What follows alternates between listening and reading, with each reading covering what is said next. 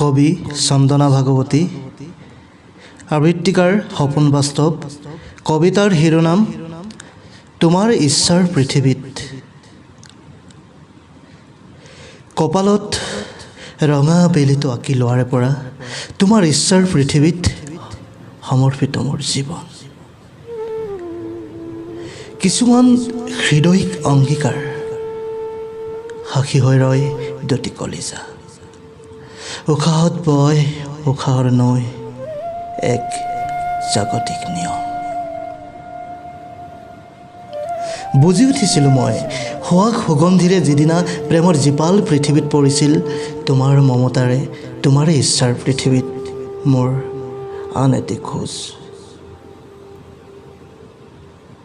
মোৰ বুকুত এটি সতেজ কলেবৰ, ওঠৰ একোণত তোমাৰ হাঁহিৰে দাগ কাটি নিয়া সেই মধুৰ ক্ষণৰ মোৰ মুখাৱৈটো পৰিছিল তেতিয়া সূৰুজৰ এছাটি পোহৰ।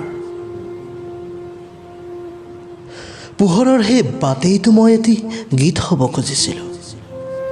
তোমাৰ ওচৰত আছিল সেয়া মোৰ কিছুমান সেউজীয়া আবেদন।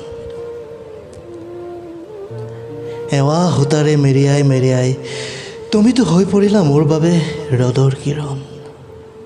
হাজাৰ শব্দৰ জংকাৰেৰে মোক উত্তাউল কৰিলা। বাসনাৰ ঢৌত উজলিল অলেখ উজ্জ্বল তৰাৰ জিলিকনি। মোৰ বুকুৰ বৰঘৰত সোণালী ফিচাৰ মাছবোৰৰ অস্থিৰ খলকনি।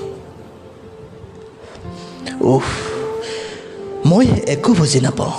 খিৰিকীখন মেলি চাওঁ, সেউজীয়াবোৰে বৰষুণৰ হাত মেলে।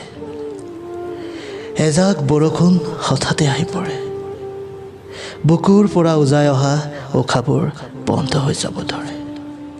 কলিজাৰ ক'লা জামুবোৰ যেতিয়া পকিব ধৰে।